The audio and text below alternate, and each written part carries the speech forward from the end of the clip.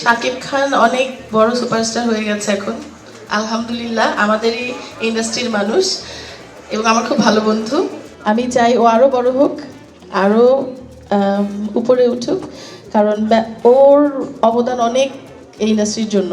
ও অনেক কষ্ট করেছে ইন্ডাস্ট্রিতে। আমি দেখেছি যে ও শুটিংয়ের সময় কখনো বসেনি, যে একটা পানি পর্যন্ত খায়নি।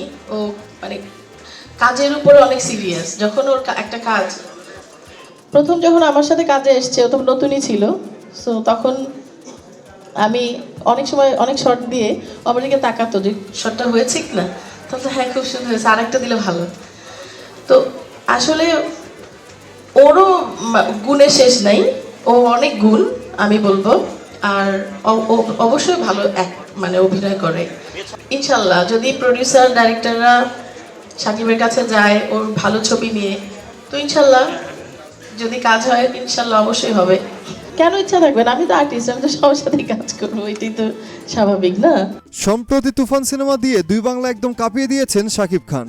এবার শাবনূরের পর কলকাতা থেকেও অনেকেই বলছেন শাকিব খান আসলেই সুপারস্টার, যা তিনি রীতিমতো প্রমাণ করেই চলেছেন একের পর এক হিট সিনেমা দিয়ে। তো dear viewer, superstar Shakib Khan ও নায়িকা শাবনূরকে নিয়ে আপনাদের কি মন্তব্য? নিচে অবশ্যই কমেন্টস করে লিখে জানাবেন আপনার মূল্যবান মতামত।